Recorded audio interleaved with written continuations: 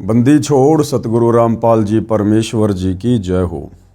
परमपिता परमात्मा सारी सृष्टि के रचनहार, कुल मालिक, असंख्य ब्रह्मांडों के स्वामी, जगत गुरु, तीनों लोकों में प्रवेश करके सबका धारण पोषण करने वाले राजाधिराज, आत्माधार, नाथों के नाथ, देवों के देव महादेव, सर्वेश्वर महेश्वर, मृत्युंजय, अजरो अमर, आदि अनादि सनातनी प्रभु, जगत पिता जगदीश्वर, श्री श्री 1008 की उपाधि के वास्तविक अधिकारी, अकाल मूर्त सौद स्वरूपी राम वासुदेव, सर्वगतम ब्रह्म, परम पूज्य, प्रथम पूज्य, परम संत, परम पुरुष, परम धनी, परम दयालु, सत्य कबीर, हक्का कबीर, अल्लाह कबीर, अल्लाह अकबर, बाखबर, अल्लाह ताला, जगत के तारणहार, जगत के मुक्तिदाता, जगत के जगन्नाथ, हारे के सहारे, हिंदुओं के राम, मुसलमानों के अल्लाह, सिखों के वाहिगुरु, ईसाइयों के मसीह, दया के सागर दयानिधि, करुणा के सागर करुणानिधि, स्वयंभू परिभू, संकट मोचन, कष्ट हरण, मंगल करण, दुख भंजन, अविगत कबीर, निर्विकार निर्विषम परमात्मा, अलय अलेख सतगुरु, आदि अनादि सतगुरु, असली मर्यादा पुरुषोत्तम, असली राम, असली कृष्ण, असली घनश्याम, असली मुरारी, राजाओं के राजा, महाराजाओं के महाराजा, शहंशाहों के शहंशाह, सम्राटों के सम्राट, भगवानों के भगवान, अल्लाहों के अल्लाह, प्रभुओं के प्रभु, मसीहाओं के मसीह, सच्चे वाहिगुरु, बाबाओं के बाबा, पीरों के पीर, सेठों के सेठ, जगत सेठ, सावड़सा सेठ, सर्वगुण संपन्न, अनंत कोटि कलाओं के स्वामी, अनंत कोटि ब्रह्मांडों के नायक, योगियों में महायोगी, ध्यानियों में महाध्यानी, सिद्धों में परम सिद्ध, ज्ञानियों में तत्वज्ञानी, ब्रह्म ज्ञानी, महाज्ञानी, परम ज्ञानी, सर्वश्रेष्ठ ज्ञानी, विज्ञानी, युवा कबीर, समर्थ कबीर, असमवात, अमित ओजा, सच्चे रहनुमा, करीम अल्लाह, सुभान अल्लाह, दुनिया के अंतिम पैगंबर, 8 सितंबर 1951 से गांव धनाना, जिला सोनीपत, हरियाणा, भारतवर्ष की पावन भूमि पे प्रकट रियल कल की भगवान, श्री नारायण साकार हरि, श्री बाबा साहेब नूर अनंत परमात्मा, सच्चे दरवेश, सच्चे बाखबर, संत श्रोमणी सतगुरु रामपाल जी परमेश्वर जी के चरण कमल में साध संगति से जुड़े हुए देश विदेश से आप और हम सभी सत्सेवक भाई बहनों का अनंत कोटि दंडवत प्रणाम।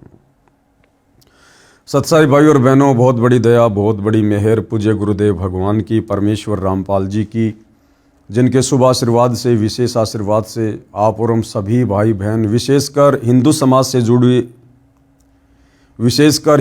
से जुड़े हुए श्रद्धालु व पूरे विश्व के मानव समाज को अध्यात्म के विषय में अनसुनी जानकारी प्राप्त हो रही है। सतगुरु रामपाल जी ने आकर हमें शास्त्र अनुकूल शत भक्ति प्रदान की है।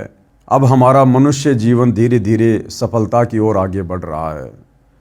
भाई और बहनों, पवित्र पुस्तक हिंदू साहिबान नहीं समझे गीता वेद पुराण, जो सतगुरु रामपाल जी के कर कमल से लिखित है, इस पुस्तक ने हमें अध्यात्म के विषय में बहुत सी जानकारी दी है और निसंदेह यह गूढ़ जानकारी प्राप्त करके हमारी आत्मा भक्ति करने के लिए जागृत भी होगी।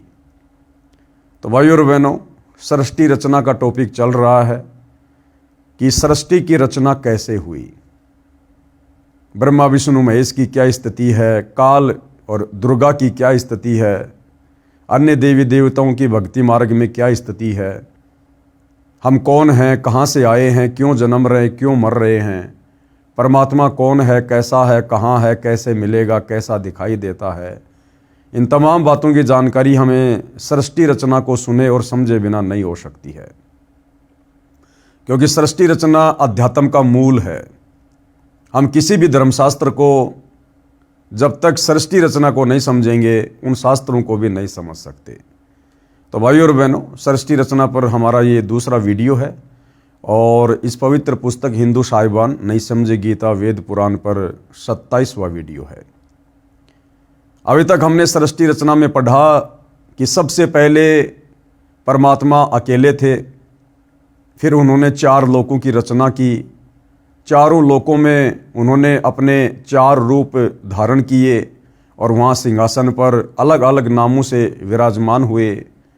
फिर सतलोक में उन्होंने सृष्टि रचना की, सभी आत्माओं को उत्पन्न किया और किस प्रकार से फिर काल ब्रह्म ने, क्षर पुरुष ने 3 बार तप किया तब के बदले परमात्मा ने उसे 21 ब्रह्मांड दिए। हम सभी आत्माएं किस प्रकार से उसके ऊपर आसक्त हुई, और उसके बाद परमेश्वर ने सभी आत्माओं समेत काल ब्रह्म को 21 ब्रह्मांड के साथ सतलोक से 16 संकोश की दूरी पर निष्कासित कर दिया। और आज इस काल के 21 ब्रह्मांड में युगों युगों से आप और हम सभी आत्माएं ब्रह्मा विष्णु महेश से लेकर गधे कुत्ते सूअर तक अपने कर्म का दंड भोग रहे हैं। उसके बाद भाइयों और बहनों, अक्षर पुरुष को भी परमपिता परमेश्वर जी ने सतलोक से निष्कासित करके सतलोक के ही एक कोने में उसको 7 संग ब्रह्मांड देकर अलग से बैठा दिया। अब ये परब्रह्म कौन है, इसको परमात्मा ने सतलोक से क्यों निकाला, आज हम इस विषय पर आगे बढ़ेंगे। परब्रह्म के 7 संग ब्रह्मांडों की स्थापना कबीर परमेश्वर यानी कबीर देव ने आगे बताया कि परब्रह्म यानी अक्षर पुरुष ने अपने कार्य में गफलत की, क्योंकि यह मानसरोवर में सो गया, तथा जब परमेश्वर मैंने अर्थात कबीर साहिब ने उस सरोवर में अंडा छोड़ा तो अक्षर पुरुष यानी परब्रह्म ने उसे क्रोध से देखा। इन दोनों अपराधों के कारण 7 संग ब्रह्मांडों सहित सतलोक से बाहर कर दिया गया। अब भाइयों और बहनों, जो अक्षर पुरुष है परब्रह्म, उसने क्या गलती की, आप और हमने शिक्षा भी लेनी है। ये सृष्टि रचना शिक्षात्मक है। भाई ब्रह्म यानी काल ने तो गलती करी, उसने परमेश्वर की आज्ञा के विरुद्ध, क्योंकि कबीर परमात्मा ने अक्षर पुरुष को और क्षर पुरुष को दोनों को अचिंत के लोक में जाकर रहने का आदेश दिया था कि तुम तीनों भाई एक द्वीप में रहो। परंतु क्षर पुरुष यानी काल ने गलती की, उसने अलग से राज्य प्राप्ति के लिए तप करना शुरू कर दिया। उसने अपने परमात्मा के वचन की अवज्ञा की, जिस कारण से परमपिता परमेश्वर ने उसे सतलोक से बाहर निकाला। दूसरी गलती, उसने सतलोक में विषय वासनाओं के अधीन होकर और अपनी ही बहन के ऊपर, जो परमात्मा ने एक आत्मा को स्त्री रूप बनाकर और उस ब्रह्म के पास में छोड़ा था, जिसको अष्टंगी कहते हैं, दुर्गा कहते हैं, तो काल ने उसके साथ में बदतमीजी करनी चाहिए। और परमात्मा ने कहा कि भैया ऐसा दुष्कर्म करना तो दूर, सतलोक में यदि कोई सोचता है वो भी यहां रहने का अधिकारी नहीं है। जिस कारण से परमात्मा ने काल को और हम तमाम आत्माओं को, जिन्होंने काल के ऊपर आसक्ति व्यक्त की थी, परमेश्वर ने सतलोक से 7 संकोश की दूरी पर 21 ब्रह्मांडों समेत भेज दिया। ये तो उस काल की गलती थी, हम सभी आत्माओं की गलती थी। और पीछे से जो अक्षर पुरुष था, अक्षर पुरुष कौन, जिसको सृष्टि रचना में सहयोग के लिए अचिंत ने अपनी वचन शक्ति से उत्पन्न किया था, जो मानसरोवर में जाकर सो गया था। उसने क्या गलती करी? तो गुरुदेव भगवान कह रहे हैं कि उसकी सबसे पहले गलती तो ये थी कि यदि उसको अचिंत ने सृष्टि रचना में सहयोग के लिए उत्पन्न किया था, तो उसने सेवा में गफलत क्यों की? वो मानसरोवर में जाकर सो क्यों गया? ये उसकी सबसे पहली गफलत थी। यानी परमेश्वर के कार्य में आलस्य करना, गफलत करना, ये भी महापाप है, महादोष है। दूसरा, जब परमपिता परमेश्वर कबीर साहिब ने उसी मानसरोवर से जल लेकर एक अंडा बनाकर अपनी वचन शक्ति से उस अंडे में जो एक आत्मा प्रवेश की और मानसरोवर में अंडा छोड़ा, तो अंडे की गड़गड़ाहट से उसकी निंद्रा भंग हुई और उसने अंडे को गुस्से से देखा, क्रोध से देखा, जिस कारण से अंडा फूट गया। तो सतलोक में उसने गुस्सा किया, उसने क्रोध किया और उसको सजा मिली कि भैया आप सतलोक में रहने योग्य नहीं हैं। तो 2 गलतियां तो उसकी ये हुई, एक तो सेवा में उसने गफलत की, मानसरोवर में जाकर सो गया। दूसरा, उसने सतलोक में उसने गुस्सा किया, उसने गफलत की। अब भाई और बहनों, तरह तरह की शंकाएं मन में उत्पन्न होंगी कि भैया वो सतलोक कैसा जिसमें क्रोध भी है, क्रोध तो तमोगुण हो गया, सतलोक में तो तीनों गुण है ही नहीं। भैया सतलोक में सब कुछ है। अगर सतलोक में कुछ नहीं है तो फिर 21 ब्रह्मांड में सब कुछ कहां से आ गया? अरे पांचों तत्व, तीन गुण कबीर परमात्मा ने ही तो काल को दिए थे, तो सतलोक में ही तो थे, परमात्मा के ही तो पास थे। सतलोक में सब कुछ है भैया। लेकिन यदि आप उन वस्तुओं का दुरुपयोग करोगे तो सजा कौन भोगेगा? भाई आपके घर में रसोई में चक्कू रखा है, अब चक्कू आप लाए सब्जी काटने के लिए, और यदि आप किसी के पेट में घुसेड़ोगे तो भैया पुलिस आएगी, पकड़ के ले जाएगी, पिटाई भी करेगी, उम्र कैद की सजा भी हो जाएगी, हो सकता फांसी भी हो जाए। तो सतलोक में हर वस्तु है भैया, हर चीज है। साथ में परमात्मा ने वहां का संविधान बनाया हुआ है, एक मैनुअल है कि आपने यहां पर किस प्रकार से रहना है, यहां के क्या नियम है, क्या यहां के कायदे कानून है। तो यदि आप मर्यादा तोड़ोगे तो कैसे रह पाओगे आप सतलोक में? भाई बाकी आत्माएं और जितनी भी आत्माएं थी, वो आत्माएं रजोगुण से प्रभावित क्यों नहीं हुई? वो काल ही रजोगुण से प्रभावित क्यों हुआ? क्योंकि उसने उनका दुरुपयोग किया। उधर वो अक्सर पुरुष वो तमोगुण से क्यों हुआ प्रभावित? क्योंकि उसने सेवा में गफलत की, जिस कारण से परमेश्वर जी ने उनको भी सतलोक से बाहर निकालना उचित समझा। और उसके बाद दूसरी गलती क्या करी अक्सर पुरुष ने? जब परमात्मा जी ने इस ब्रह्म को, काल को, आप और हम सभी आत्माओं समेत सतलोक से बाहर निकाल दिया, उसके बाद वो पर ब्रह्म उस काल की याद में व्याकुल रहने लगा, चिंतित रहने लगा।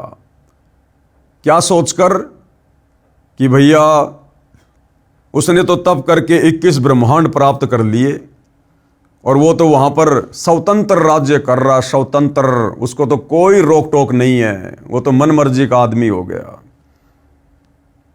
और हमेशा व्याकुल रहने लगा, चिंतित रहने लगा, काल के विषय में सोच सोच के अपने परमपिता परमेश्वर कबीर साहिब से ध्यान हटाकर।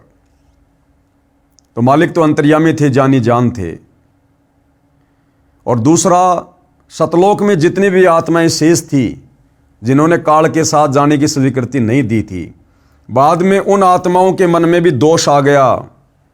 वो सोचने लगे कि भैया हमने तो गलती कर दी जो हाथ खड़ा नहीं किया। उस काल के साथ में जितनी भी आत्माएं गई हैं वो तो बड़ी मौज लूट रही होंगी, मौज। अब उन्हें क्या पता हम यहां गधे कुत्ते सुअर बनकर टट्टी खा रहे हैं।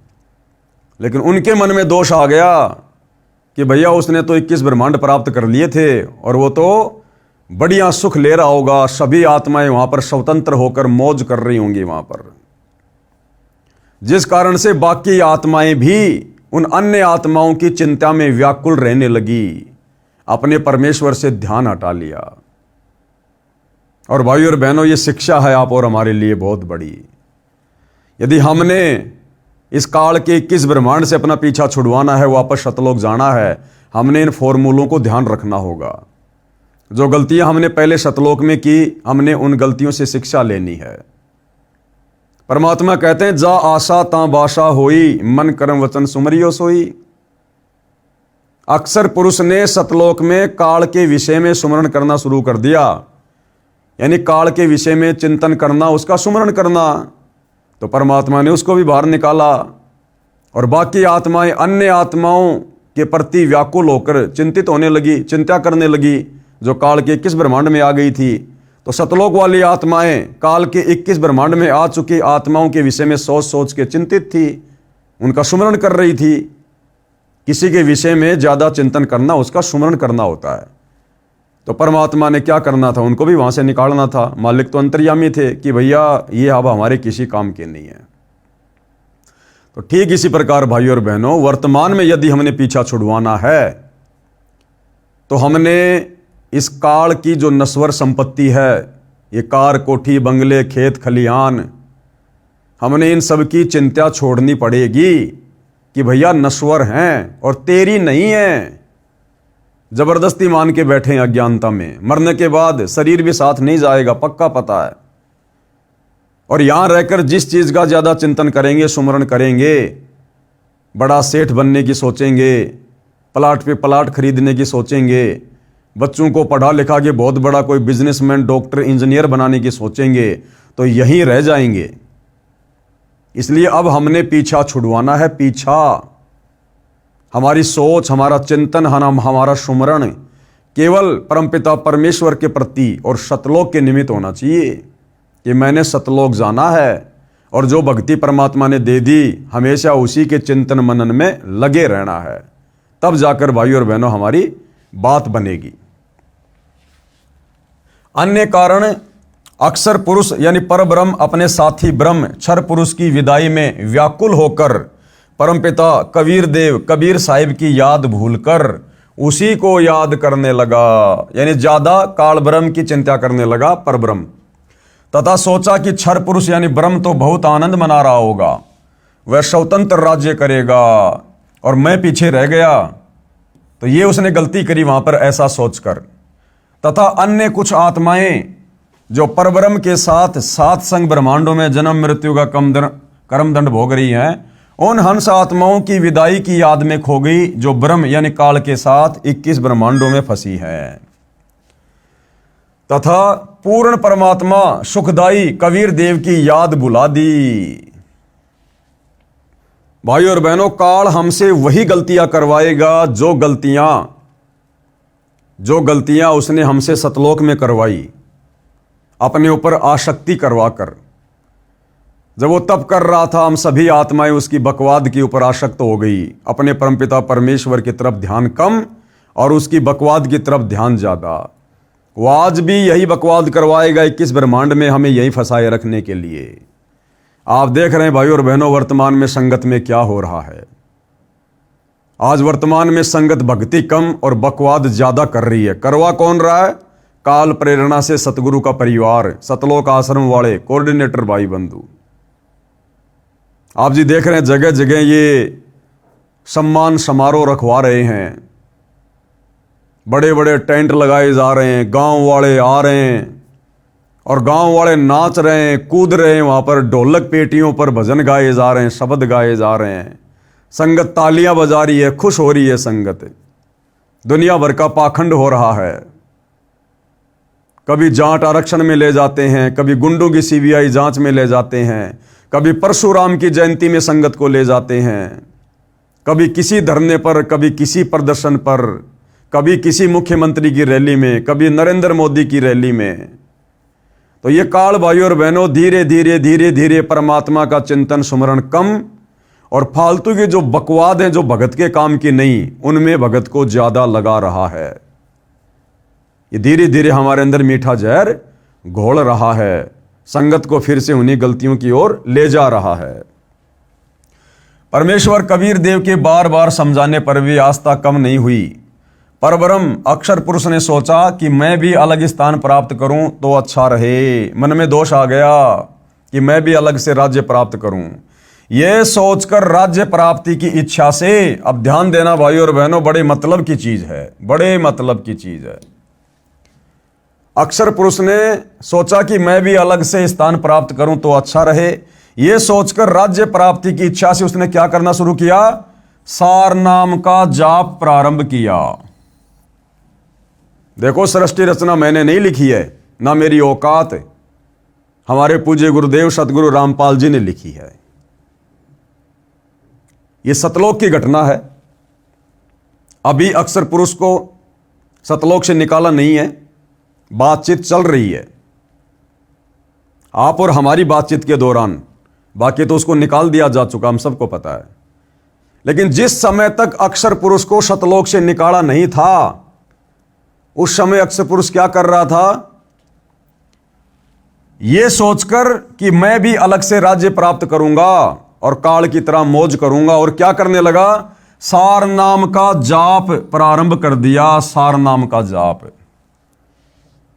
और भाई और बहनों, मैं पवन दास आप जियों को बार बार कई वीडियो बनाकर यह समझाता हुआ आ रहा हूं कि भाइयों और बहनों, वर्तमान में सतलोक आश्रम मैनेजमेंट हरियाणा के द्वारा सन 2014 बरवाला कांड के बाद जिस प्रकार से सतगुरु रामपाल जी के नाम की आड़ में डीवीडी से जो सारनाम दिया जा रहा है, जिसमें 3 मंत्र हैं, ओम सोहम सत्य कबीर, ये ओरिजिनल सारनाम नहीं है। ये वो सारनाम नहीं है जिस सारनाम को प्राप्त करके हम सतलोक जाएंगे।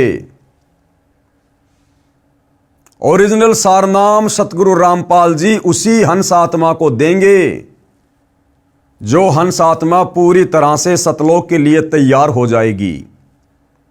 अभी तक उन्होंने किसी को भी ओरिजिनल सारनाम नहीं दिया है, दिखाया भी नहीं है, देना तो बहुत दूर की बात है, क्योंकि अभी कोई योग्य ही नहीं हुआ, ना उनका बेटा, ना उनकी बेटी, ना उनकी पत्नी, ना उनके रिश्तेदार, ना कोई कोऑर्डिनेटर। अभी तक कोई योग्य हुआ ही नहीं है। सारनाम के योग्य बनाने के लिए परमात्मा ने साध संगति शुरू करवाई है। साध संगति में जो आत्माएं जिस प्रकार से गुरु को परमात्मा मानकर, ज्ञान को आधार बनाकर और सतलोक को टारगेट बनाकर भक्ति कर रही हैं, मर्यादाओं में रहकर संघर्ष करते हुए, तो परमेश्वर यहां से आत्माओं को तैयार कर रहे हैं। ये साध संगति ट्रेनिंग सेंटर है सारनाम के लिए। तो ध्यान देना भाइयों और बहनों, अक्सर पुरुष ने सतलोक में रहते रहते अलग से राज्य प्राप्ति के लिए और सारनाम का जाप शुरू किया। अब विचार करो भाइयों और बहनों, सारनाम किसका? कबीर परमात्मा का। तो वर्तमान में हमें जो सारनाम दिया जा रहा है, जो 3 मंत्र का है, तो उसमें पहला मंत्र है काल का ओम, दूसरा मंत्र है अक्षर पुरुष का, और तीसरा उसमें परमपिता परमात्मा का नाम है। तो सतलोक वाले सारनाम में और इस काल के लोक में वर्तमान में जो सारनाम आत्माएं जप रही हैं, उसमें तो रात दिन का अंतर है, रात दिन का अंतर। क्योंकि भाई सतलोक में रहकर हम काल का नाम क्यों जाप करेंगे? सतलोक में अक्षर पुरुष अपना ही मंत्र क्यों जाप करेगा? उस समय तक तो उसका कोई जाप मंत्र था ही नहीं, और काल का मंत्र हम क्यों जाप करेंगे? और यहां पर जो सारनाम हमें दिया जा रहा है आश्रम वालों की तरफ से, उसमें तो काल का भी मंत्र है, अक्षर पुरुष का भी मंत्र है। तो ये जो सारनाम है ये कंप्लीट नहीं है। अगर हम परमेश्वर का नाम जपेंगे तो उसमें परमेश्वर का ही नाम होना चाहिए, अकेले का। कबीर परमात्मा का ही मंत्र होना चाहिए, साथ में काल का और अक्षर पुरुष का मंत्र हमारे किस काम का? हमने जाना सतलोक, और हम इन दोनों का मंत्र क्यों जाप करेंगे भाई?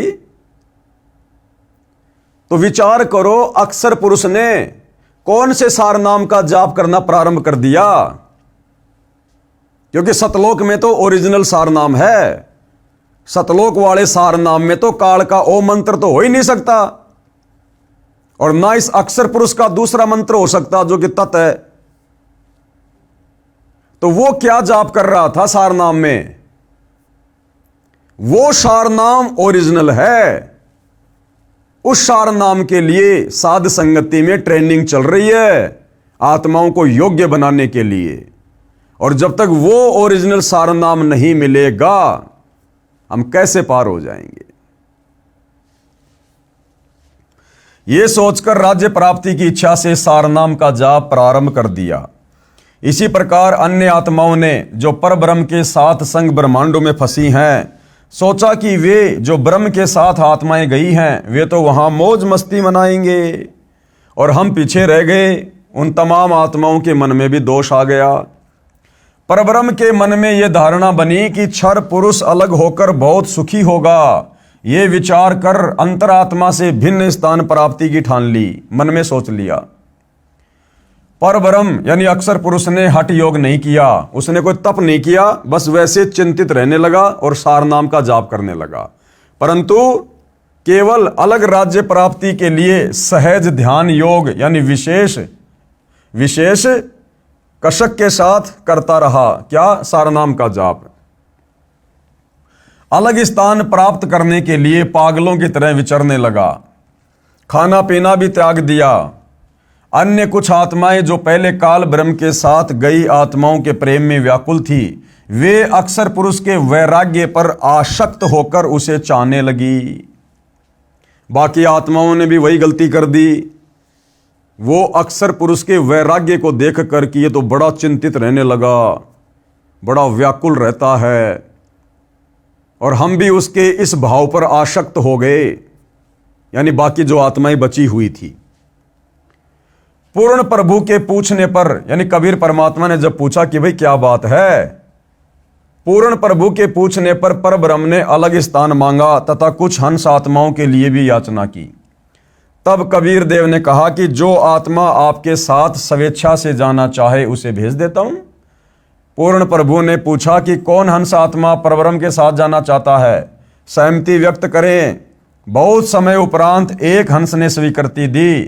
फिर देखा देखी उन सभी आत्माओं ने भी सहमति व्यक्त कर दी कि भैया पिछली बार तो रह गए, अब की बार तो चलना ही चलना है।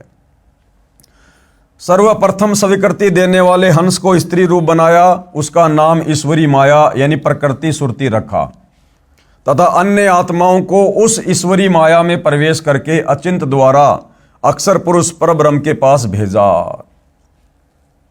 पतिव्रता पद से गिरने की सजा पाई। पतिव्रता पद यानी अपने इष्ट के अलावा किसी और के विषय में विशेष चिंतन करना, कशक, वो पतिव्रता पद से नीचे गिरना होता है। तो आप और हमने भी अपने पूज्य गुरुदेव भगवान अपने इष्ट के अलावा किसी और को इष्ट रूप में जरा भी नहीं मानना, नहीं पूजना। इसलिए हम सभी सत्सेवक भाई बहनों ने अपने घर में, अपने दरबार में अपने पूज्य गुरुदेव भगवान अपने इष्ट के अलावा अन्य किसी की फोटो नहीं रखी है। जिस प्रकार बाकी संगत सतगुरु रामपाल जी के साथ साथ दाढ़ी मूछ वाले कबीर की नकली फोटो रखती है, पंडित चिदानंद जी की फोटो रखती है, गरीबदास जी की फोटो रखती है, आदरणीय रामदेवानंद जी की फोटो रखती है, तो ये पतिव्रता पद वाली भक्ति नहीं है। पतिव्रता पद की भक्ति में केवल एक ही इष्ट होना चाहिए।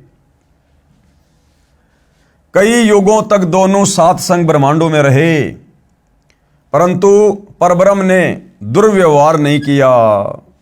उस परब्रह्म ने वो गलती नहीं करी जो गलती उस काल ने दुर्गा के साथ में करनी चाहिए थी। ईश्वरी माया की स्वेच्छा से अंगीकार किया तथा अपनी शब्द शक्ति द्वारा नाखूनों से स्त्री इंद्री योनि बनाई। ईश्वरी देवी की सहमति से संतान उत्पन्न की। इसलिए परब्रह्म के लोक सात संग ब्रह्मांडों में प्राणियों को तपतशिला का कष्ट नहीं है, तथा वहां पशु पक्षी भी इस काल ब्रह्म के लोक के देवताओं से अच्छे चरित्र युक्त हैं। आयु भी बहुत लंबी है, परंतु जन्म मृत्यु और कर्म आधार पर कर्म दंड तथा परिश्रम करके ही पेट पूर्ति होती है। स्वर्ग तथा नरक भी ऐसे ही बने हैं। परब्रह्म यानी अक्षर पुरुष को सात संग ब्रह्मांड उसके इच्छा रूपी भक्ति ध्यान अर्थात सहज समाधि विधि से की उसकी कमाई के प्रतिफल में प्रदान किए, तथा सतलोक से भिन्न स्थान पर गोलाकार परिधि में बंद करके सात संग ब्रह्मांडों सहित अक्षर पुरुष व ईश्वरी माया को निष्कासित कर दिया। सतलोक में ही एक अन्य कोने में अक्षर पुरुष के सात संग ब्रह्मांडों को परमात्मा ने सेट कर दिया, और इस प्रकार से सेट कर दिया कि वो वापस सतलोक नहीं आ सकते कोई भी प्राणी, ना अक्षर पुरुष, ना वो ईश्वरी प्रकृति जो उसकी पत्नी है, और ना उनके साथ गई हुई आत्माएं, वो वापस सतलोक में नहीं आ सकती जब तक परमात्मा ना चाहे। पूर्ण ब्रह्म यानी सत्य पुरुष असंख्य ब्रह्मांडों जो सतलोक आदि में हैं तथा ब्रह्म के 21 ब्रह्मांडों तथा परब्रह्म के सात संग ब्रह्मांडों का भी प्रभु मालिक है, अर्थात परमेश्वर कबीर देव कुल का मालिक है। यानी सारी सृष्टि को किसने रचा? सर्वप्रथम ऊपर के चार लोक सतलोक, अलख लोक, अगम लोक, अनामी लोक कबीर परमात्मा ने रचे। फिर काल को 21 ब्रह्मांड किसने दिए? कबीर परमात्मा ने। फिर अक्षर पुरुष को सात संग ब्रह्मांड किसने दिए? कबीर परमात्मा ने। तो कुल का मालिक, सारी सृष्टि का मालिक, सबका सृजनहार कौन? कबीर परमेश्वर। श्री ब्रह्मा जी, श्री विष्णु जी तथा श्री शिव जी आदि के चार चार भुजाएं तथा 16 कलाएं हैं, तथा प्रकृति देवी यानी दुर्गा की 8 भुजाएं हैं तथा 64 कलाएं हैं। ब्रह्म यानी क्षर पुरुष की 1000 भुजाएं हैं तथा 1000 कलाएं हैं, तथा 21 ब्रह्मांडों का प्रभु है। परब्रह्म अक्षर पुरुष की 10,000 भुजाएं हैं तथा 10,000 ही कला है, तथा 7 संग ब्रह्मांडों का प्रभु है। और पूर्ण ब्रह्म यानी परम अक्षर पुरुष अर्थात सत्य पुरुष कबीर देव की असंख्यों भुजाएं, यानी परमात्मा चाहे तो कितनी बना ले, तथा असंख्य कलाएं हैं, तथा ब्रह्म के 21 ब्रह्मांड व परब्रह्म के 7 संग ब्रह्मांडों सहित असंख्य ब्रह्मांडों का स्वामी है। प्रत्येक प्रभु अपनी सर्व भुजाओं को समेटकर केवल 2 भुजाएं भी रख सकते हैं। जैसे काल की 1000 भुजा हैं, कम से कम वो 2 भुजा भी रख सकता है।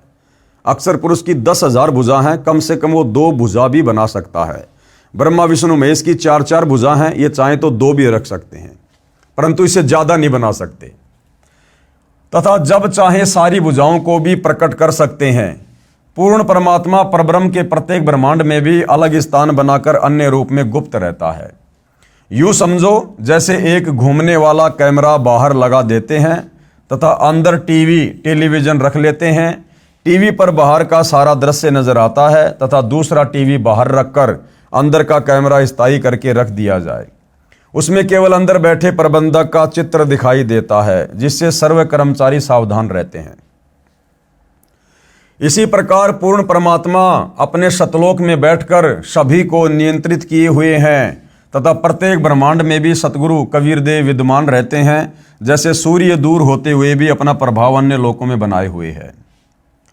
अब भाइयों और बहनों, सृष्टि रचना का जो प्रमाण है वो आगे कहाँ है? हमारे वेदों में, पवित्र अथर्ववेद में सृष्टि रचना का प्रमाण। यानी ये जो सृष्टि रचना हम सुन रहे हैं, ये कोई उवाबाई नहीं है, मन गढ़ंत कथा नहीं है, हमारे वेदों में भी इसका प्रमाण है।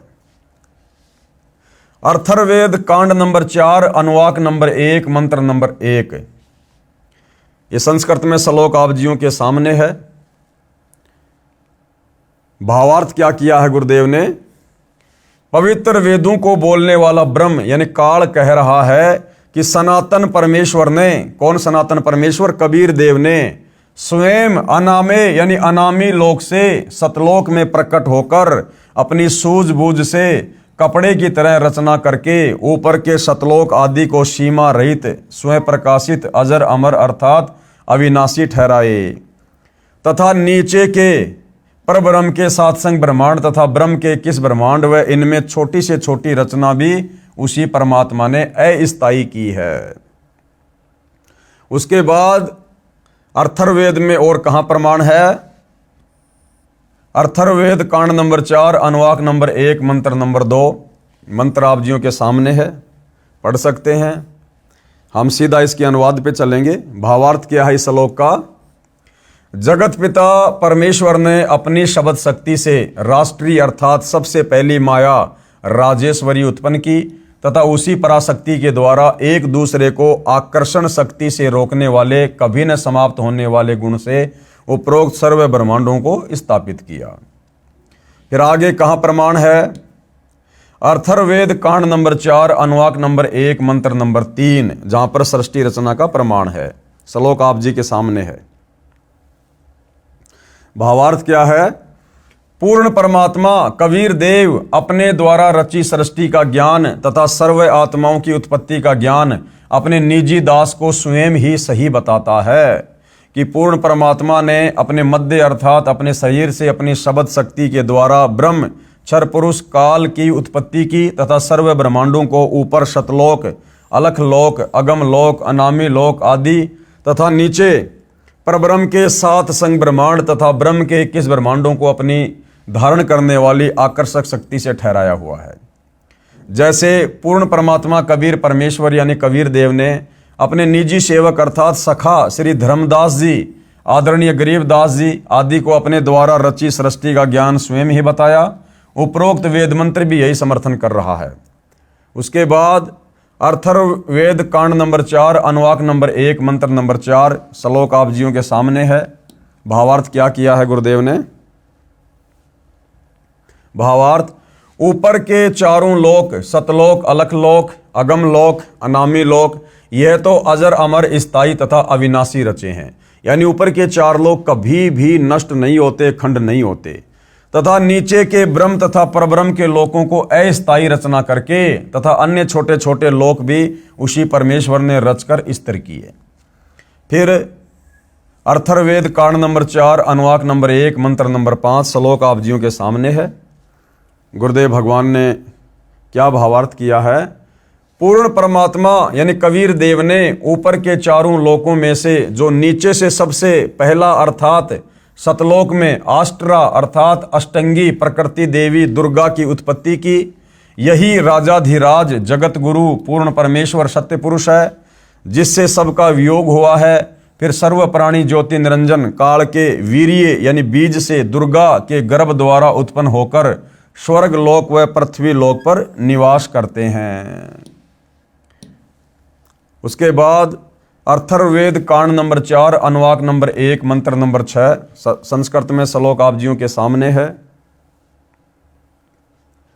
भावार्थ, वही पूर्ण परमेश्वर सत्य साधना करने वाले साधक को उसी पहले वाले स्थान सतलोक में ले जाता है जहां से बिछुड़ कर आए थे।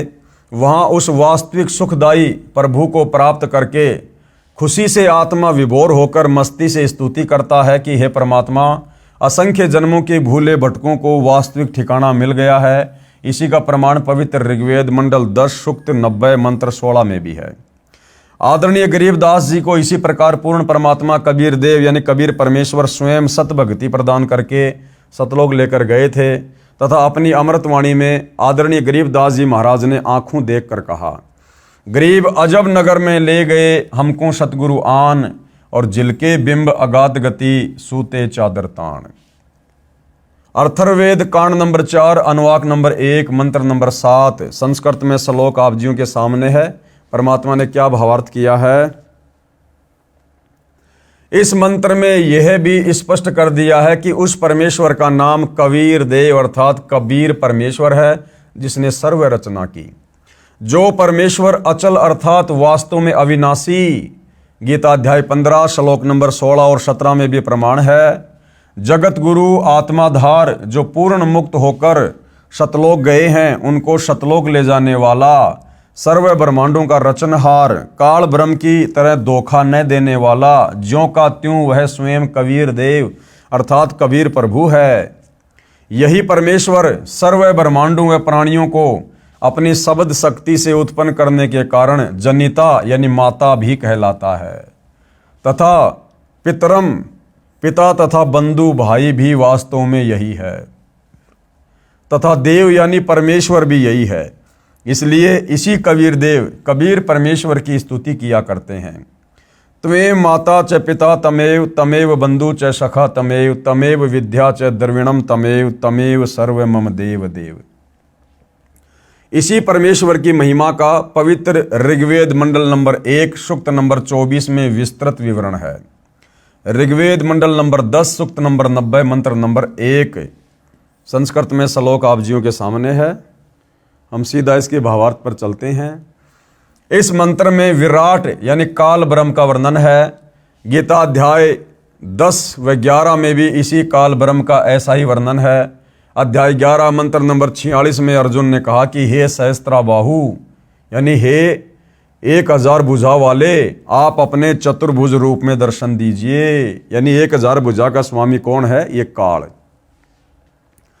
जिसके हजारों हाथ पैर, हजारों आंखें कान आदि हैं, वह विराट रूप काल प्रभु अपने अधीन सर्व प्राणियों को पूर्ण काबू करने अर्थात 20 ब्रह्मांडों को गोलाकार परिधि में रोककर स्वयं इनके ऊपर 21वें ब्रह्मांड में बैठा है। अब भाइयों और बहनों, पवित्र ऋग्वेद में सृष्टि रचना का प्रमाण कहाँ है? देखो भाइयों और बहनों, ये सृष्टि रचना है और परमेश्वर जी ने जैसी लिखी है वैसी हम आपको बता रहे हैं, दिखा रहे हैं, समझा रहे हैं।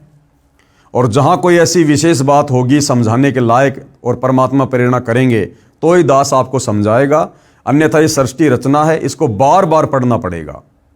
आपने देख लिया, अब बार बार आपको यूट्यूब पर गुरुदेव भगवान के मुख कमल से भी सुननी पड़ेगी, उनकी पुस्तकों में भी आपने बार बार इसको देखना पड़ेगा, तब जाकर हमारे दिलो दिमाग में ये बात बैठेगी। ऋग्वेद मंडल नंबर 10 सूक्त नंबर 90 मंत्र नंबर 2 संस्कृत में श्लोक आप जियों के सामने है और सृष्टि रचना के विषय में यह श्लोक क्या कह रहा है।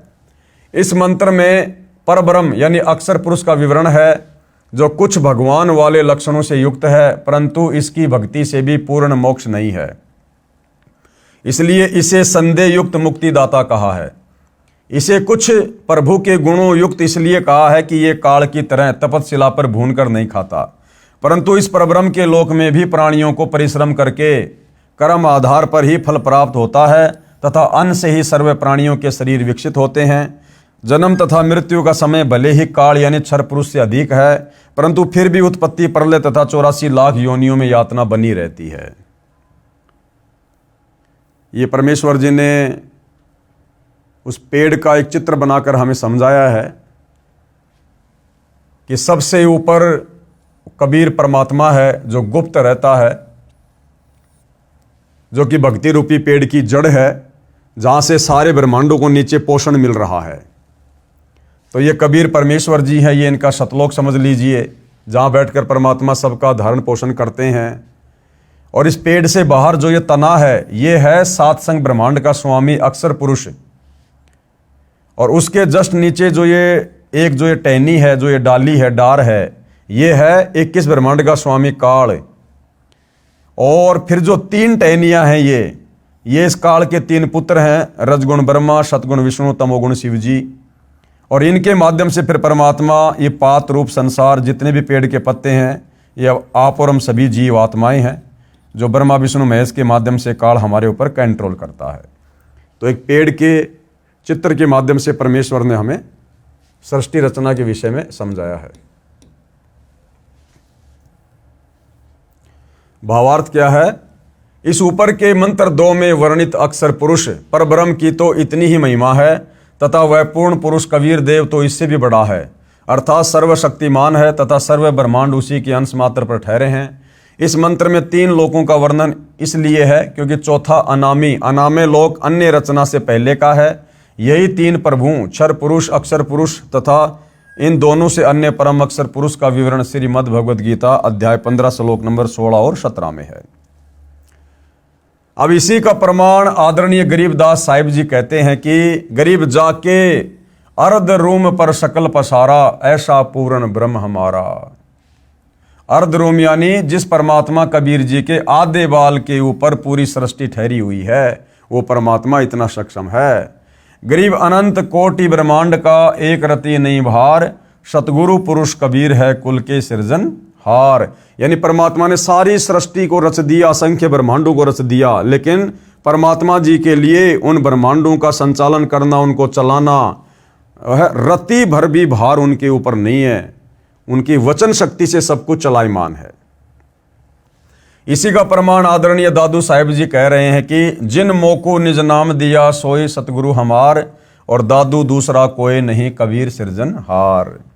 यानी कबीर ही परमात्मा है, वह कबीर जो कलयुग में 650 साल पहले जुलाई की भूमिका करके गए थे, एक धानक के बेटे की भूमिका करके गए थे, आदरणीय धर्मदास जी से कबीर सागर 5वां वेद लिखवा कर गए थे।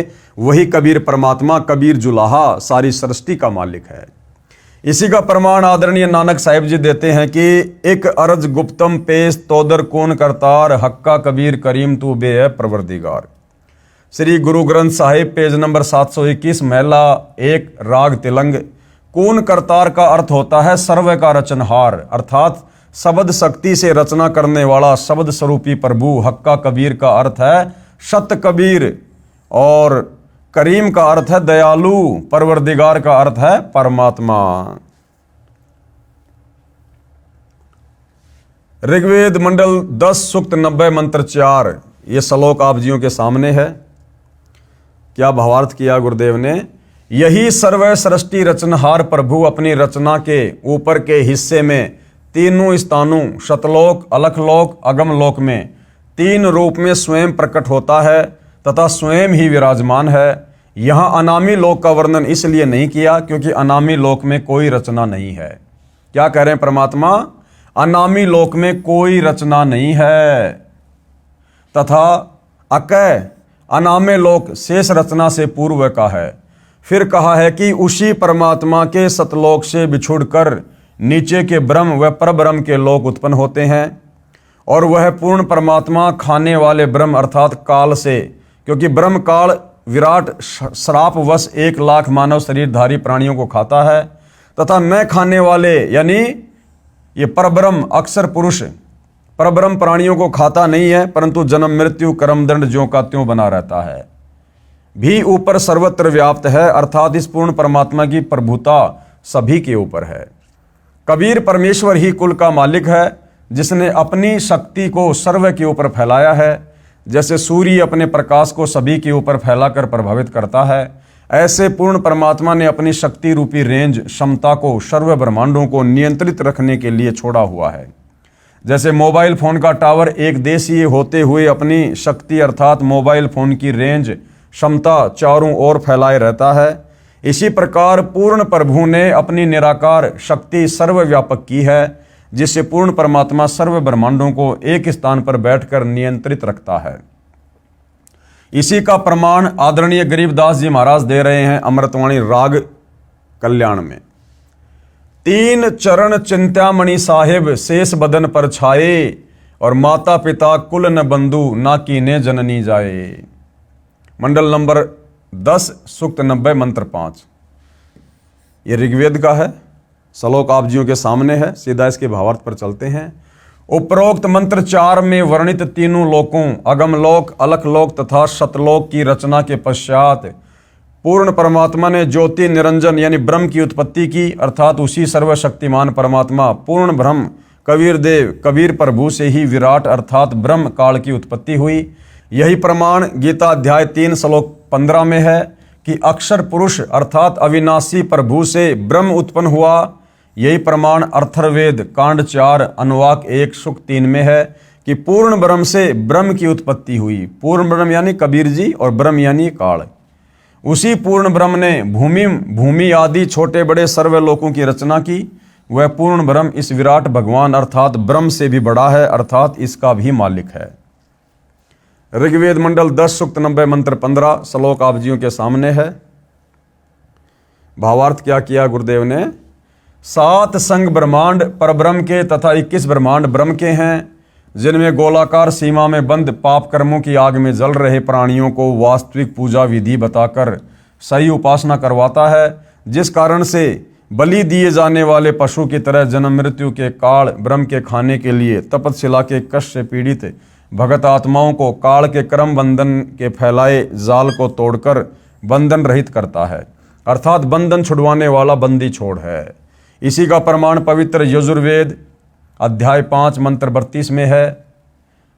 ये मंत्र आप जियों के सामने है। मंडल 10 सूक्त 90 मंत्र 16 भावार्थ किया है गुरुदेव ने। जो निर्विकार जिन्होंने मांस शराब तंबाकू सेवन करना त्याग दिया है तथा अन्य बुराइयों से रहित है, वे देव स्वरूप भगत आत्माएं शास्त्र विधि रहित पूजा को त्याग कर शास्त्र अनुकूल साधना करते हैं। वे भक्ति की कमाई से धनी होकर काल के ऋण से मुक्त होकर अपनी सत्य भक्ति की कमाई के कारण उस सर्व सुखदायी परमात्मा को प्राप्त करते हैं, यानी सतलोक चले जाते हैं। अर्थात सतलोक में चले जाते हैं जहाँ पर सर्वप्रथम रची सृष्टि के देव स्वरूप अर्थात पाप रहित हंस आत्माएं रहती हैं। जैसे कुछ आत्माएं तो काल ब्रह्म के जाल में फंसकर यहाँ आ गई, कुछ परब्रह्म के साथ सातसंग ब्रह्मांडों में आ गई, फिर भी असंख्य आत्माएं जिनका विश्वास पूर्ण परमात्मा में अटल रहा, जो पतिव्रता पद से नहीं गिरी, वे वहीं रह गई। इसलिए यहाँ वही वर्णन पवित्र वेदों ने भी सत्य बताया है। यही प्रमाण गीता अध्याय 8 के श्लोक संख्या 8 से 10 में वर्णन है कि जो साधक पूर्ण परमात्मा की सत साधना शास्त्र विधि अनुसार करता है, वह भक्ति की कमाई के बल से उस पूर्ण परमात्मा को प्राप्त होता है, अर्थात उसके पास चला जाता है। इससे सिद्ध हुआ कि तीन प्रभु हैं, एक ब्रह्म, एक परब्रह्म और एक पूर्ण ब्रह्म। इन्हीं को ब्रह्म यानी ईश और क्षर पुरुष, दूसरा ये परब्रह्म अर्थात अक्षर पुरुष अक्षर ब्रह्म, और तीसरा है पूर्ण ब्रह्म यानी परम अक्षर ब्रह्म परमेश्वर सत्य पुरुष आदि पर्यायवाची शब्दों से भी जाना जाता है। यही प्रमाण ऋग्वेद मंडल 9 सूक्त 96 मंत्र 17 से 20 में स्पष्ट है कि पूर्ण परमात्मा कबीर देव कबीर परमेश्वर शिशु रूप धारण करके प्रकट होता है तथा अपना निर्मल ज्ञान अर्थात तत्व ज्ञान कबीर गिरवी कबीर वाणी के द्वारा अपने अनुयायियों को बोल बोल कर वर्णन करता है। वह कबीर देव यानी कबीर परमेश्वर ब्रह्म क्षर पुरुष के धाम तथा परब्रह्म अक्षर पुरुष के धाम से भिन्न जो पूर्ण ब्रह्म परम अक्षर पुरुष का तीसरा रित धाम सतलोक है, उसमें आकार में विराजमान है तथा सतलोक से चौथा अनामी लोक है, उसमें भी यही कबीर देव कबीर परमेश्वर अनामी पुरुष रूप में मनुष्य सदृश आकार में विराजमान है। अब भाइयों और बहनों, जो हमारे अन्य जो सदग्रंथ हैं, श्रीमद् देवी पुराण महापुराण में सृष्टि रचना का प्रमाण ब्रह्मा विष्णु तथा शिव के माता पिता दुर्गा और ब्रह्म के योग से यानी दुर्गा और काल के शारीरिक मिलन से ब्रह्मा विष्णु और शिव का जन्म। पवित्र श्री देवी महापुराण तीसरा स्कंद अध्याय 1 और 3 गीता प्रेस गोरखपुर से प्रकाशित, अनुवादकर्ता श्री हनुमान प्रसाद पोदार तथा चिमनलाल गोस्वामी जी, पेज नंबर 114 से। पेज नंबर 114 से 118 तक विवरण है कि कितने ही आचार्य भवानी को संपूर्ण मनोरथ पूर्ण करने वाली बताते हैं। वह प्रकृति कहलाती है यानी दुर्गा, तथा ब्रह्म यानी काल के साथ अभेद संबंध है क्योंकि वो उसकी पत्नी है। जैसे पत्नी को अर्धांगिनी भी कहते हैं, अर्थात दुर्गा ब्रह्म काल की पत्नी है। एक ब्रह्मांड की सृष्टि रचना के विषय में राजा श्री परीक्षित के पूछने पर श्री व्यास जी ने बताया कि मैंने श्री नारद जी से पूछा था कि हे देवर्षि, इस ब्रह्मांड की रचना कैसे हुई।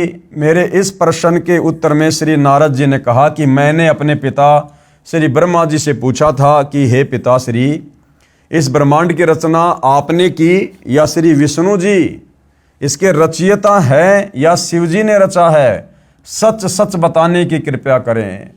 तब मेरे पूज्य पिता श्री ब्रह्मा जी ने बताया कि बेटा नारद, मैंने अपने आप को कमल के फूल पर बैठा पाया था, मुझे ज्ञान नहीं इस अगाध जल में मैं कहाँ से उत्पन्न हो गया।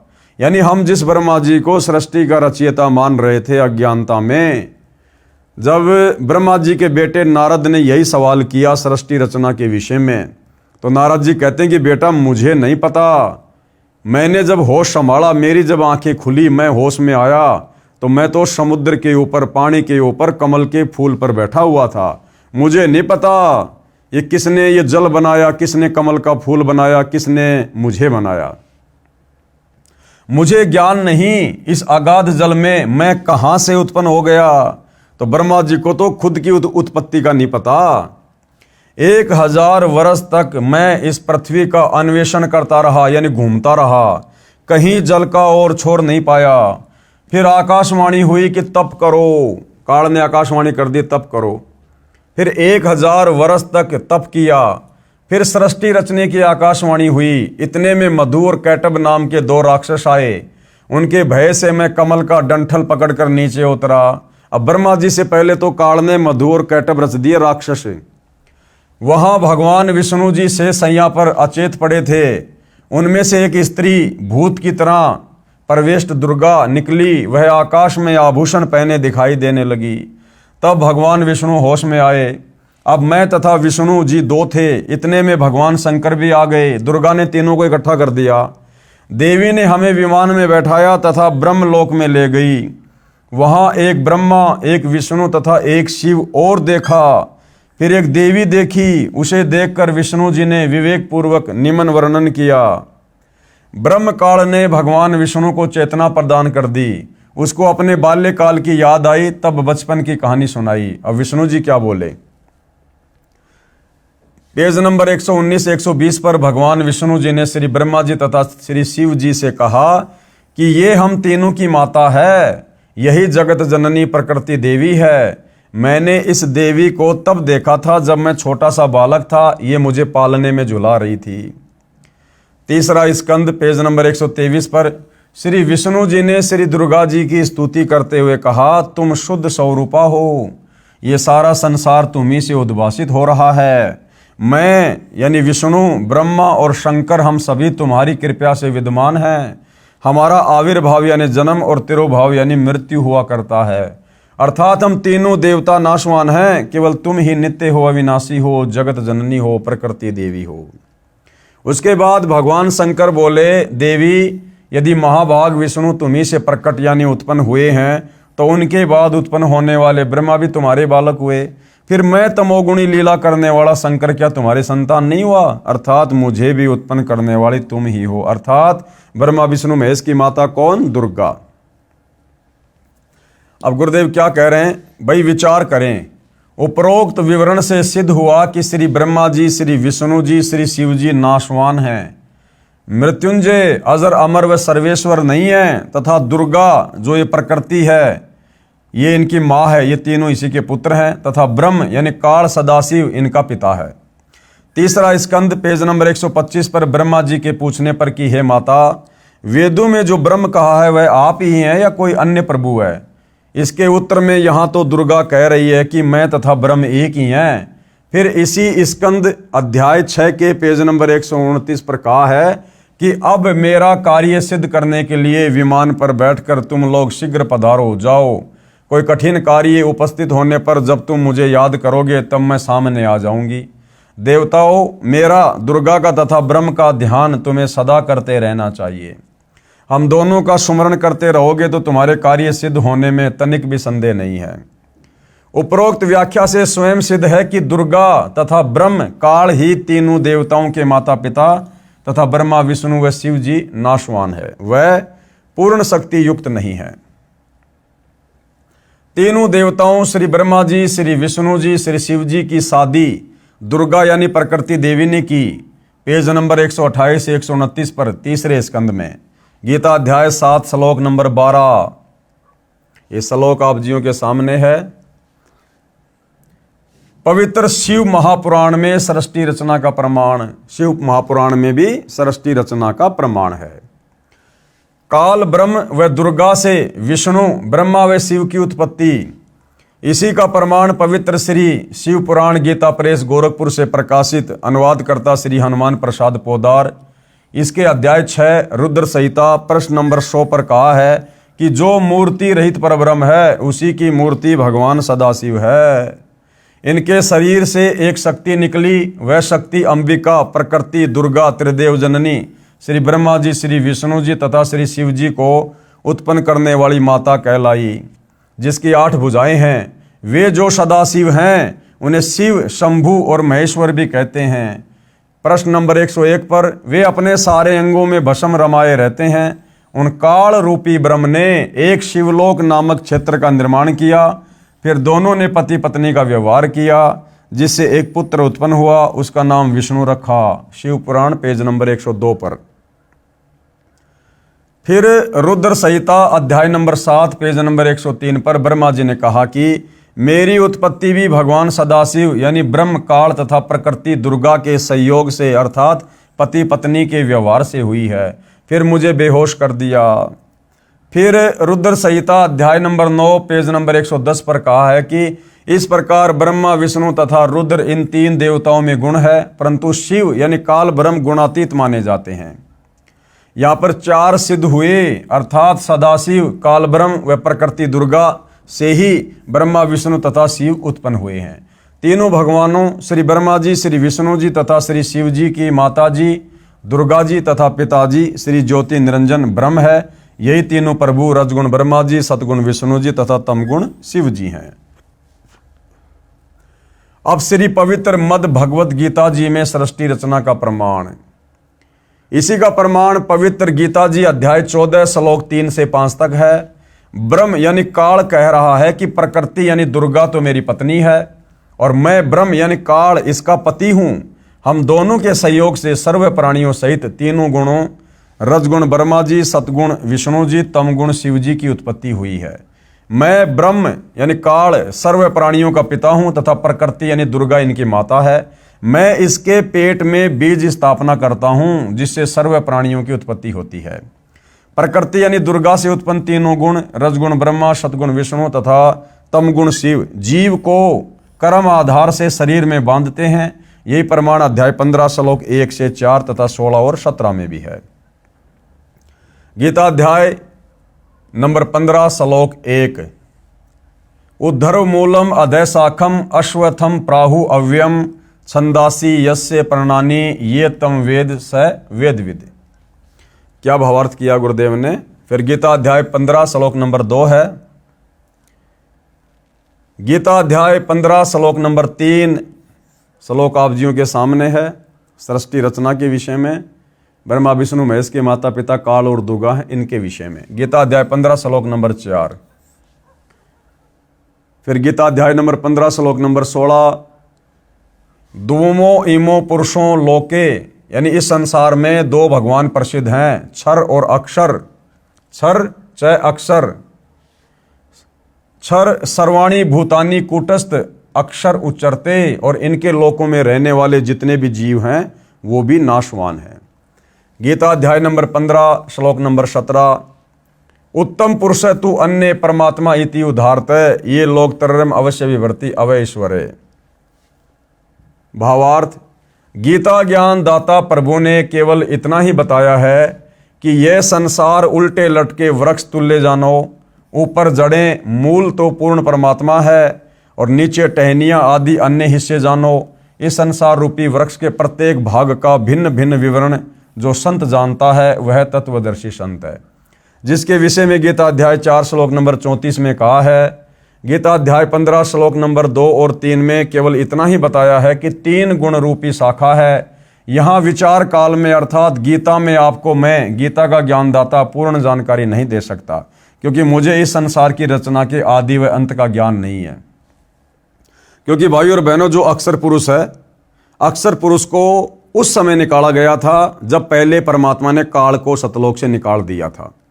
उसके बाद परमात्मा ने अक्षर पुरुष को 7 संग ब्रह्मांड दिए थे। तो काल गीता का ज्ञान देते समय कह रहा है कि भैया संसार रूपी पेड़ की यानी सारी सृष्टि रचना की पूरी जानकारी मुझे भी नहीं है। उसके लिए गीता अध्याय 4 श्लोक नंबर 34 में कहा है कि किसी तत्वदर्शी संत से उस पूर्ण परमात्मा का ज्ञान जानो। इस गीता अध्याय 15 श्लोक 1 में उस तत्वदर्शी संत की पहचान बताई है कि वह संसार रूपी वृक्ष के प्रत्येक भाग का ज्ञान कराएगा। तो आज उस संसार रूपी वृक्ष के प्रत्येक भाग का ज्ञान सतगुरु रामपाल जी ने करवाया है। उसी से पूछो। गीता अध्याय 15 के श्लोक 4 में कहा है कि उस तत्वदर्शी संत के मिल जाने के पश्चात उस परम पद परमेश्वर की खोज करनी चाहिए, अर्थात उस तत्वदर्शी संत के बताए अनुसार साधना करनी चाहिए, जिससे पूर्ण मोक्ष अनादि मोक्ष प्राप्त होगा। गीता अध्याय 15 श्लोक 16-17 में स्पष्ट किया है कि 3 प्रभु हैं। एक क्षर पुरुष है यानी ब्रह्म ये काल, दूसरा अक्षर पुरुष यानी परब्रह्म और तीसरा परम अक्षर पुरुष यानी पूर्ण ब्रह्म कबीर देव। क्षर पुरुष तथा अक्षर पुरुष वास्तव में अविनाशी नहीं है, यानी इनकी जन्म और मृत्यु होती है। वह अविनाशी परमात्मा तो इन दोनों से अन्य ही है, वही तीनों लोकों में प्रवेश करके सबका धारण पोषण करता है। उपरोक्त श्रीमद् भगवद गीता अध्याय 15 श्लोक 1 से 4 तथा 16-17 में यह प्रमाणित हुआ कि उल्टे लटके हुए संसार रूपी वृक्ष की मूल अर्थात जड़ तो परम अक्षर ब्रह्म अर्थात पूर्ण ब्रह्म है, जिससे पूर्ण वृक्ष का पालन होता है, तथा वृक्ष का जो हिस्सा पृथ्वी के तुरंत बाहर जमीन के साथ दिखाई देता है वह तना होता है, उसे अक्षर पुरुष अर्थात परब्रह्म जानो। उस तने से ऊपर चलकर अन्य मोटी डार निकलती है, उनमें से एक डार को ब्रह्म अर्थात क्षर पुरुष जानो, तथा उसी डार से अन्य 3 शाखाएं निकलती हैं, उन्हें ब्रह्मा विष्णु महेश जानो, तथा शाखाओं के आगे पत्ते रूप में सांसारिक प्राणी जानो। उपरोक्त गीता अध्याय 15 श्लोक 16-17 में स्पष्ट है कि क्षर पुरुष अर्थात ब्रह्म तथा अक्षर पुरुष अर्थात परब्रह्म तथा इन दोनों के लोकों में जितने प्राणी हैं उनके स्थूल शरीर तो नाशवान है तथा जीवात्मा अविनाशी है। अर्थात उपरोक्त दोनों प्रभु व इनके अंतर्गत सर्व प्राणी नाशवान हैं। भले ही अक्षर पुरुष यानी परब्रह्म को अविनाशी कहा है, परंतु वास्तव में अविनाशी परमात्मा तो इन दोनों से अन्य है। वह तीनों लोकों में प्रवेश करके सबका पालन पोषण करता है उपरोक्त विवरण में 3 प्रभुओं का भिन्न भिन्न विवरण दिया है। अब भाइयों और बहनों, बाइबल में भी सृष्टि रचना का प्रमाण है और कुरान शरीफ में भी। पवित्र बाइबल तथा पवित्र कुरान शरीफ में सृष्टि रचना का प्रमाण, इसी का प्रमाण पवित्र बाइबल में तथा पवित्र कुरान शरीफ में भी है। कुरान शरीफ में पवित्र बाइबल का भी ज्ञान है, इसलिए इन दोनों पवित्र सदग्रंथों ने मिलजुल कर प्रमाणित किया है कि कौन तथा कैसा है सृष्टि रचनहार तथा उसका वास्तविक नाम क्या है। बाइबल में कहाँ लिखा है?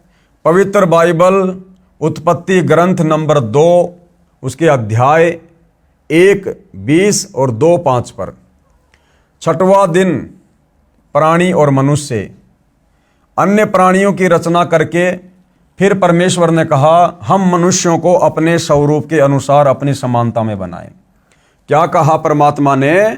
कि हम यानी पूर्ण परमात्मा कबीर देव कि हम मनुष्यों को अपने स्वरूप के अनुसार यानी अपने जैसा बनाएं, जो सर्व प्राणियों को काबू रखेगा। तो परमात्मा यदि मनुष्यों को अपने जैसा अपनी समानता में बनाएगा तो परमात्मा कैसा हुआ? हमारे ही जैसा हुआ, यानी परमात्मा साकार है। तब परमेश्वर ने मनुष्य को अपने स्वरूप के अनुसार उत्पन्न किया, यानी अपने जैसा बनाया। अपने ही स्वरूप के अनुसार परमेश्वर ने उसको उत्पन्न किया, नर और नारी करके मनुष्यों की सृष्टि की। प्रभु ने मनुष्यों के खाने के लिए जितने बीज वाले छोटे छोटे पेड़ तथा जितने पेड़ों में बीज वाले फल होते हैं वे भोजन के लिए प्रदान किए, मांस खाना नहीं कहा है। 7वां दिन विश्राम का दिन, यानी 6 दिन में परमात्मा ने सृष्टि रची, 7वें दिन सतलोक में जाकर अपने तख्त के ऊपर विश्राम किया। परमेश्वर ने 6 दिन में सर्व सृष्टि की उत्पत्ति की तथा 7वें दिन विश्राम किया। पवित्र बाइबल ने सिद्ध कर दिया कि परमात्मा मानव सदृश से शरीर में है, जिसने 6 दिन में सर्व सृष्टि की रचना की तथा फिर विश्राम किया। अब कुरान शरीफ में कहां पर प्रमाण है? पवित्र कुरान शरीफ सूरत फुरकान 25 आयत नंबर 52, 58 और 59। आयत नंबर 52 क्या कह रही है?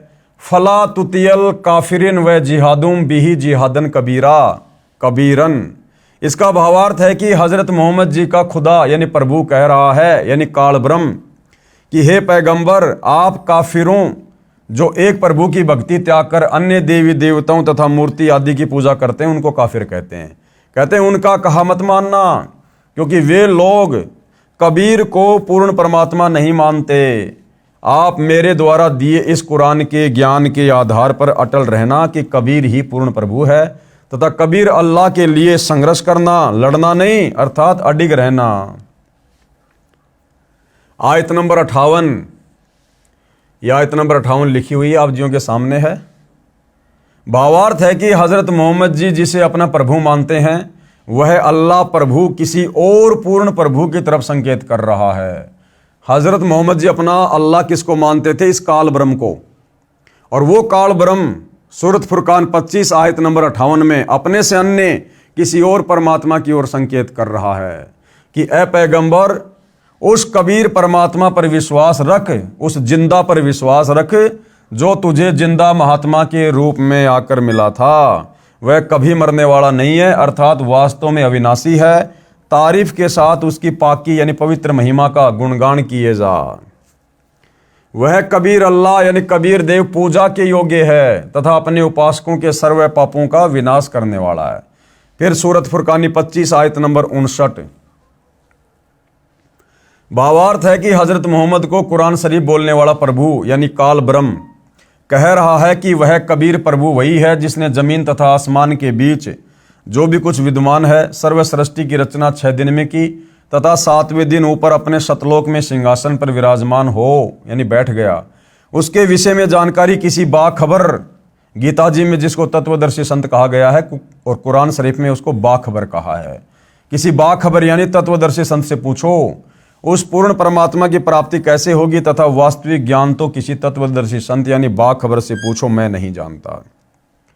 उपरोक्त दोनों पवित्र धर्मों ईसाई तथा मुसलमान के पवित्र शास्त्रों ने भी मिलजुल कर प्रमाणित कर दिया कि सारी सृष्टि सृजनहार सर्व पाप विनाशक सर्वशक्तिमान अविनाशी परमात्मा मानव सदृश से शरीर में आकार में है तथा सतलोक में रहता है। उसका नाम कबीर है।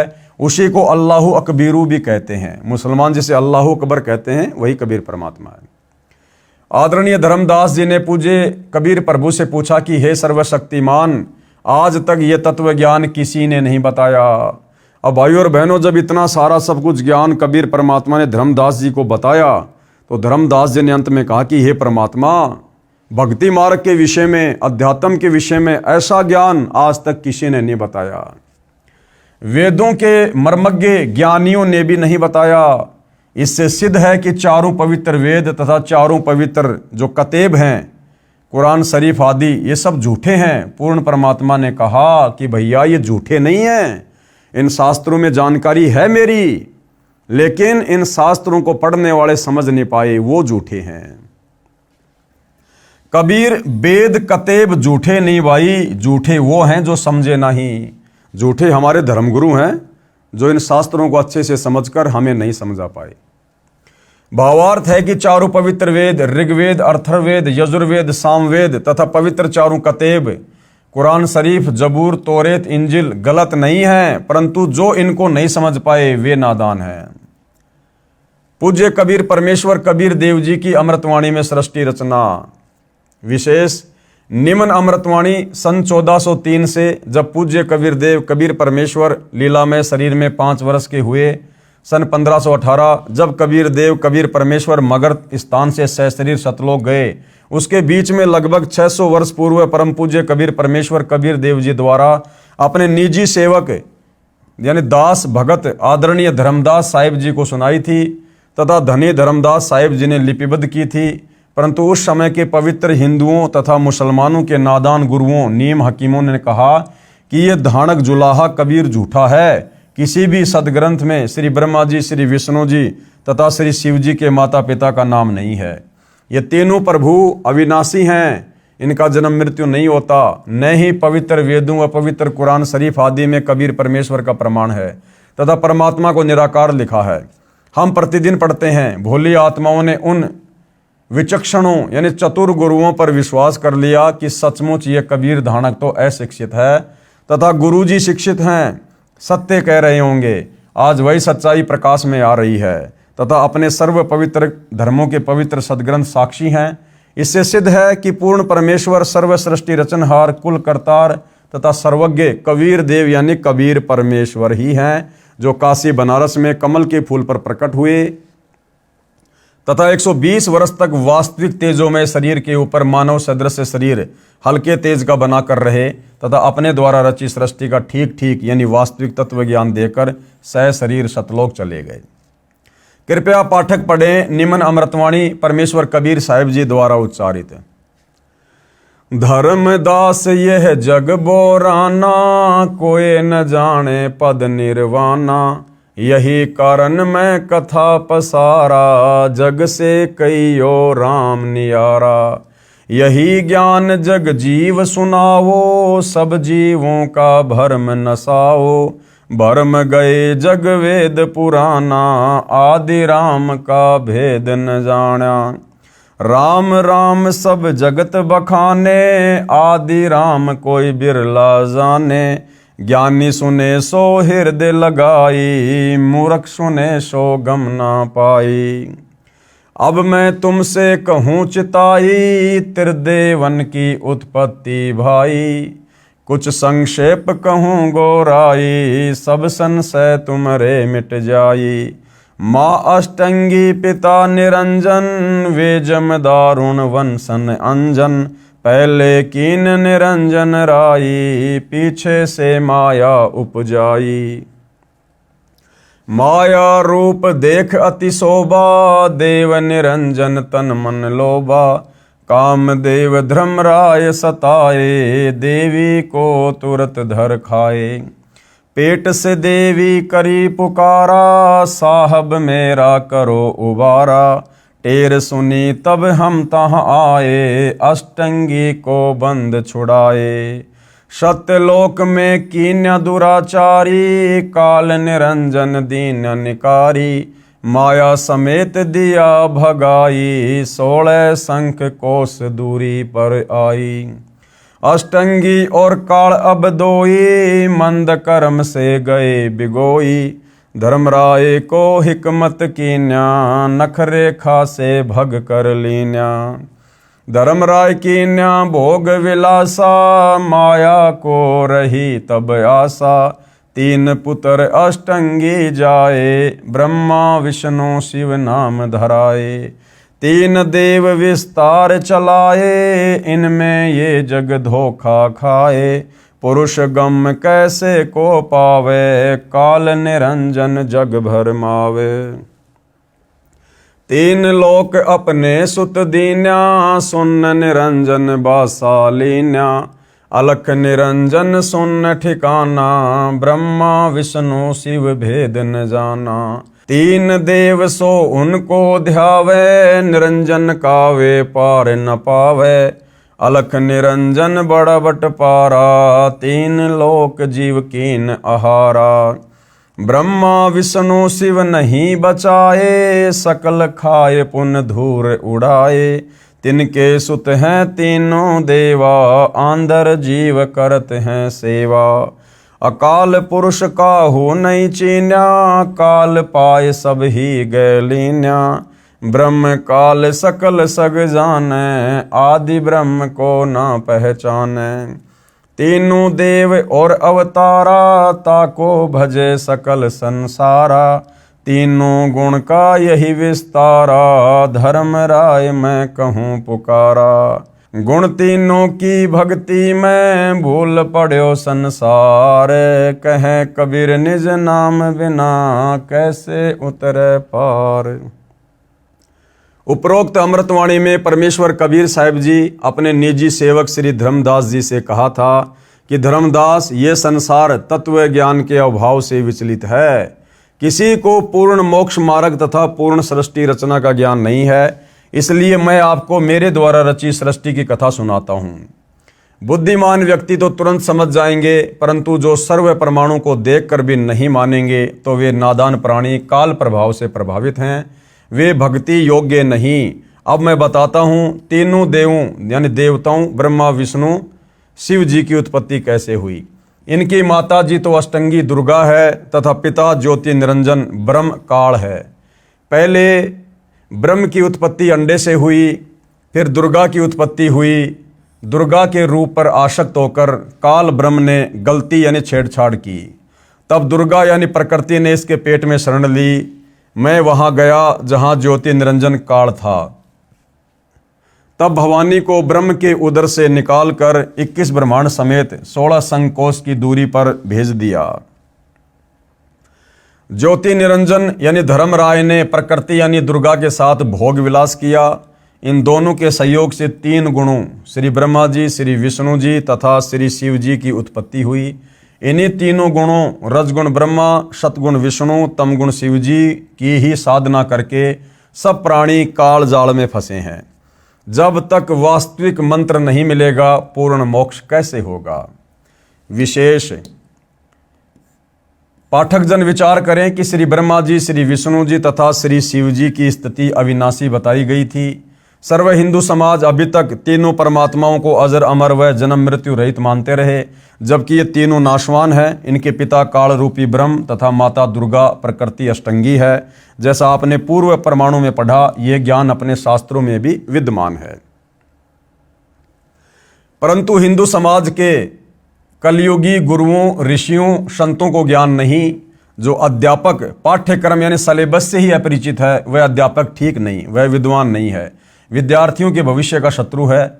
इसी प्रकार जिन गुरुओं को अभी तक ये नहीं पता कि श्री ब्रह्मा, श्री विष्णु तथा श्री शिव जी के माता पिता कौन हैं, तो वे गुरु, ऋषि, संत ज्ञानहीन हैं। जिस कारण से सर्व भगत समाज को शास्त्र विरुद्ध ज्ञान यानी लोकवेद अर्थात दंत कथा सुनाकर अज्ञान से परिपूर्ण कर दिया। शास्त्र विधि विरुद्ध भक्ति साधना करा के परमात्मा के वास्तविक लाभ पूर्ण मोक्ष से वंचित कर रखा है।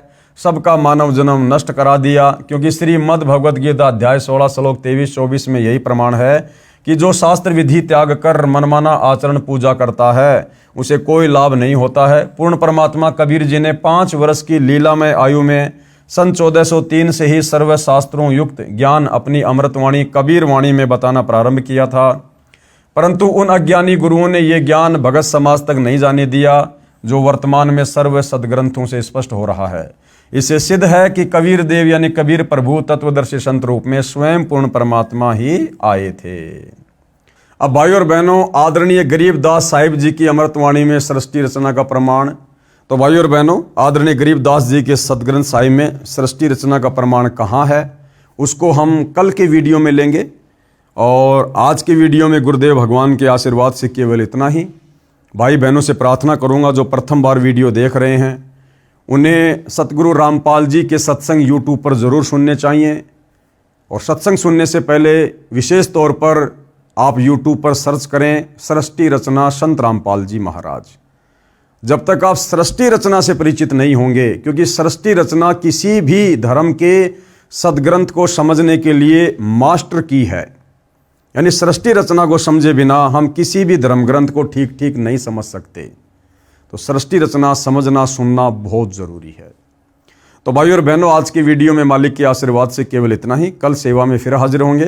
तब तक गुरुदेव भगवान हम सबको आज्ञा दे, आशीर्वाद दे, हमारा मार्गदर्शन करे। बंदी छोड़ सतगुरु रामपाल जी भगवान की जय हो।